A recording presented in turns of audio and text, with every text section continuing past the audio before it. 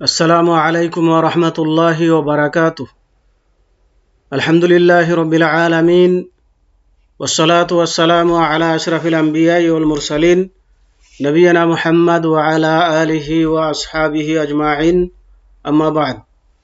সম্মানিত ছাত্র ভাইয়েরা, আমি এখন ক্লাস 2 এর তাওহীদের ক্লাস আরম্ভ করছি। আজকের আলোচ্য বিষয় হচ্ছে রাসূলগণের প্রতি ঈমান আনার অধীনে 4টি বিষয় অন্তর্ভুক্ত এর আলোকে। অর্থাৎ আমাদেরকে যদি রাসূলের প্রতি ঈমান আনতে হয় তাহলে 4টি জিনিস এর অন্তর্ভুক্ত থাকতে হবে, না হলে রাসূলের প্রতি ঈমান সঠিক হবে না। আসুন আমরা জেনে নিই সেই 4টি বিষয় কি কি, যে 4টি বিষয়ের প্রতি আমাদেরকে ঈমান রাখতে হবে রাসূলগণ সম্পর্কে। 1 নম্বর হচ্ছে এ বিশ্বাস রাখা যে নিশ্চয় তাদের রিসালাত বার্তা আল্লাহ কর্তৃক সত্য ও সঠিক। মানে তারা যে রিসালাত এর দায়িত্ব পেয়েছেন এটা আল্লাহর পক্ষ থেকে, আর এতে কোনো সন্দেহ নেই, এই বিশ্বাস রাখতে হবে। যে ব্যক্তি তাদের কোনো এক নবীর রিসালাতকে অস্বীকার করেছে সে সমস্ত রাসূলকে অস্বীকার করেছে, যেমন আল্লাহ পাক ইরশাদ করেন। আর এই বিশ্বাসও রাখতে হবে যে সকল রাসূলগণের প্রতি বিশ্বাস রাখতে হবে যে আল্লাহর পক্ষ থেকে তারা মনোনীত বার্তাবাহক, এটা বিশ্বাস করতে হবে। কোনো একজন নবীকে অবিশ্বাস করা যাবে না। যদি একজন নবীকে অবিশ্বাস করা হয় তাহলে সকল নবীকেই অবিশ্বাস করার শামিল। যেমন আল্লাহ তাআলা বলছেন যে কাযযাবাত কওমু নূহিল মুরসালিন, অর্থাৎ নূহ আলাইহিস সালামের সম্প্রদায় রাসূলগণকে মিথ্যারোপ করেছিল। এখানে উল্লেখযোগ্য বিষয় এই যে নূহ আলাইহিস সালামের সম্প্রদায়কে আল্লাহ পাক সমস্ত রাসূলগণকে অস্বীকারীদের অন্তর্ভুক্ত করেছেন, অথচ তারা যখন নূহ আলাইহিস সালামকে মিথ্যা প্রতিপন্ন করেছিল সে সময় তিনি ছাড়া আর অন্য কোনো নবী ছিলেন না। তার মানে একজন নূহকে তারা নবী হিসাবে গ্রহণ না করার কারণে আল্লাহ রাব্বুল আলামিন বললেন তারা সমস্ত রাসূলগণকে অস্বীকার করেছেন। তাহলে একজন নবী বা রাসূলকে অস্বীকার করার মানেই হচ্ছে সমস্ত নবী রাসূলগণকে অস্বীকার করা। কাজেই সকল নবীকে সত্য নবী হিসাবে বিশ্বাস করতে হবে। কাজেই যে সকল নাসারা বা খ্রিস্টান মুহাম্মদ সাল্লাল্লাহু আলাইহি ওয়াসাল্লামের অনুসরণ না করে অবিশ্বাস করেছিল, তারাও তাদের নবী ঈসা আলাইহিস সালাম মারিয়ামের প্রতি অবিশ্বাসী এবং তার অনুসারী নয়।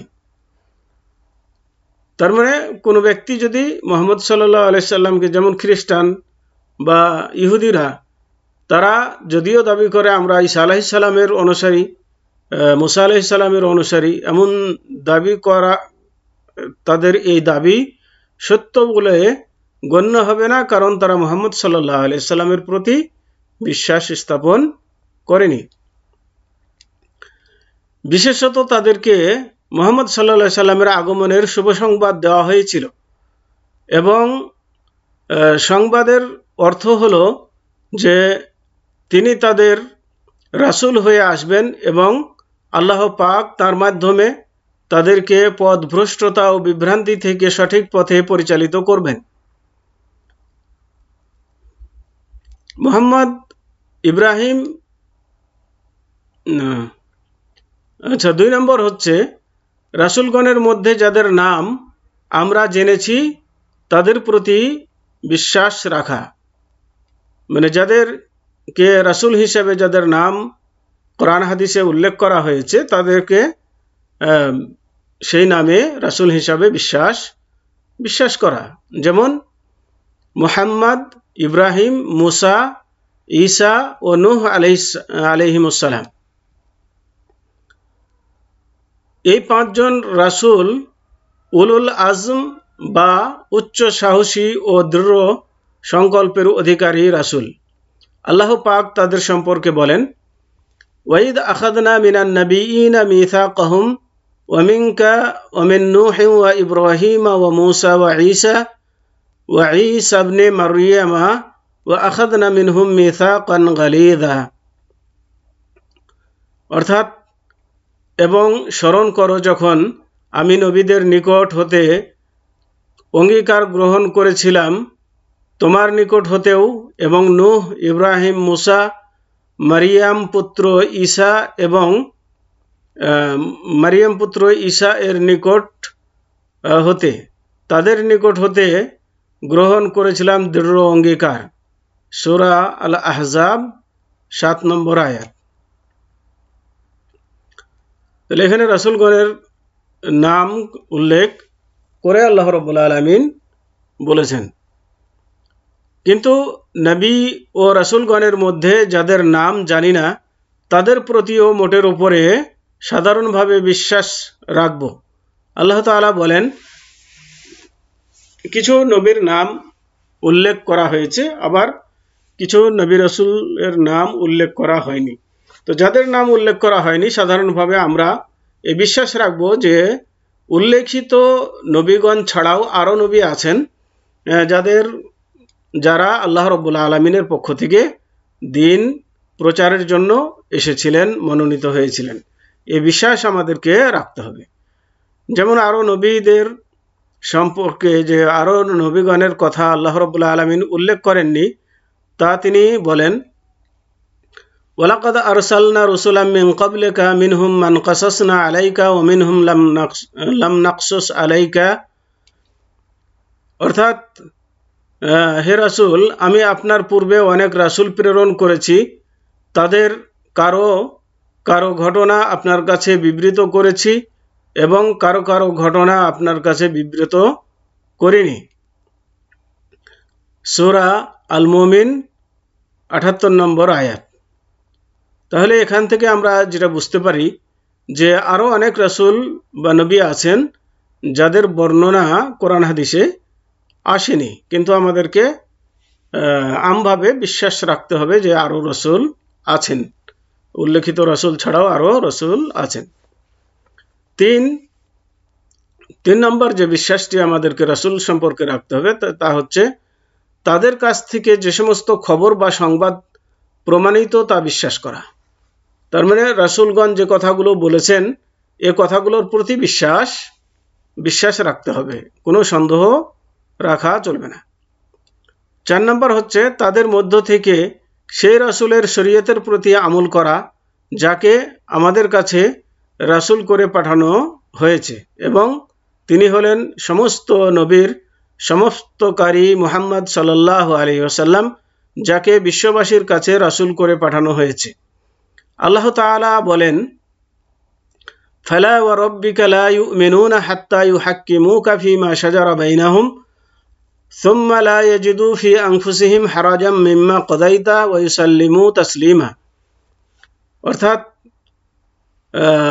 অতএব হে রাসূল, তোমার প্রতিপালকের শপথ, তারা ঈমানদার হতে পারবে না যতক্ষণ না তারা তাদের মধ্যে সৃষ্ট বিবাদের ব্যাপারে তোমাকে বিচারক না করে, অতঃপর তোমার মীমাংসার ব্যাপারে নিজের মনের মধ্যে কোনো রকম সংকীর্ণতা পাবে না এবং তা হৃষ্টচিত্তে কবুল করে নেবে। সূরা নিসা 65 নম্বর আয়াত। তাহলে এখানে আল্লাহ রাব্বুল আলামিন মুহাম্মদ সাল্লাল্লাহু আলাইহি সাল্লামকে জানিয়ে দিলেন যে মুহাম্মদ সাল্লাল্লাহু আলাইহি সাল্লামকে হাকিম হিসাবে যদি না মানে, যতক্ষণ পর্যন্ত তাকে হাকিম হিসেবে, বিচার ফায়সালাকারী হিসেবে না মানবে এবং তার বিচারে সন্তুষ্ট না থাকবে, ততক্ষণ পর্যন্ত তারা মুমিন হতে পারবে না। তাহলে এখানে যাকে আমাদের কাছে রাসূল হিসাবে প্রেরণ করা হয়েছে তাকে রাসূল হিসাবে মানতে হবে। এবার আসুন রাসূলগণের প্রতি ঈমানের মহান ফলাফল।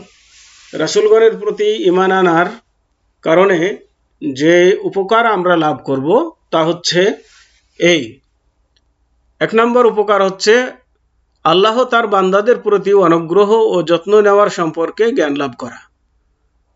যে আল্লাহ রাব্বুল আলামিন যে তার বান্দাদের প্রতি যত্ন নিয়েছেন, এই ধারণা আমরা রাসূলের প্রতি ঈমান আনার কারণে জানতে পারবো, লাভ করতে পারবো। আল্লাহ পাক তাদের কাছে রাসূল পাঠিয়েছেন যাতে তারা তাদেরকে সঠিক পথে পরিচালিত করেন এবং তারা কিভাবে আল্লাহর ইবাদত করবে তা বিস্তারিত বর্ণনা করেন, কেননা মানুষের মন বা বিবেক বুদ্ধি জানা সম্ভব নয়। 2 নম্বর হচ্ছে যে বান্দার প্রতি আল্লাহ পাকের এই মহান নিয়ামতের জন্য তার শুকরিয়া আদায় করা। তার মানে রাসূলগণের প্রতি ঈমান আনলে যে আল্লাহ রাব্বুল আলামিন যে বান্দার প্রতি অনুগ্রহ করেছেন রাসূল পাঠিয়ে, সে কারণে আল্লাহর প্রতি শুকরিয়া আদায় করার একটা মনোভাব সৃষ্টি হবে। 3, এর মাধ্যমে রাসূলগণের প্রতি ভালোবাসা, উপযুক্ত সম্মান ও প্রশংসা করা হয়। রাসূলের প্রতি ঈমান আনার মাধ্যমে রাসূলদেরকে ভালোবাসা হয়, তাদেরকে উপযুক্ত সম্মান দেওয়া হয়, তাদের প্রশংসা করা হয়, কেননা তারা সকলেই আল্লাহর রাসূল এবং সকলেই তার ইবাদত পালন করেছেন এবং তারা রিসালাতের প্রচার করেছেন এবং আল্লাহর বান্দাদেরকে সৎ উপদেশ দিয়েছেন। অবাধ্য ও বিরোধী লোকেরা একগুঁয়েমির কারণে তারা তাদের রাসূলদেরকে মিথ্যা প্রতিপন্ন করেছে। তাদের ধারণা যে মানুষের মধ্য থেকে রাসূলের আগমন হয় না। আল্লাহ পাক তাদের এই ধারণা ও অনুমানের কথা উল্লেখ করে তাদের এই বিশ্বাসের প্রতিবাদে ইরশাদ করেন। তার মানে মানুষ অনেক সময় চিন্তা করে যে রাসূল আলাদা কিছু হবেন, মানুষের মধ্য থেকে কোনো মানুষ কেন রাসূল হবেন? তো আল্লাহ রাব্বুল আলামিনের বিধান হলো যে মানুষের মধ্য থেকেই কাউকে রাসূল হিসাবে, বার্তাবাহক হিসাবে তিনি নির্বাচিত করে থাকেন এবং তাদের মাধ্যমেই দ্বীন প্রচার করে থাকেন। তো যাদের এই ধরনের ধারণা যে আমাদের মধ্য থেকে এটি হবে কেন বা অসম্ভব নয়, তারাই রাসূলকে অস্বীকার করেছে বা রাসূলকে মানেনি। তো আল্লাহ রাব্বুল আলামিন তাদের সম্পর্কে বলছেন, ওমা মানাআন নাসা আন ইউমিনু ইয জাআহুমুল হুদা ইল্লা আন ক্বালু আবআসাল্লাহু বাশারার রাসূলা কুল লাউ কানাত ফিল আরদি মালাইকাতুন ইয়ামশুনা মুতমাইন্নিনা লানাজ্জালনা আলাইহিম মিনাস সামাই মালাকার রাসূলা। অর্থাৎ আল্লাহ কি মানুষকে রাসূল করে পাঠিয়েছেন? তার মানে একটা প্রশ্নবোধক চিহ্ন। তাদের এই ভিত্তি মানুষকে ঈমান আনায়ন থেকে বিরত রাখে, মানে এই ধরনের ধারণাই তাদেরকে ঈমান থেকে দূরে রেখেছে।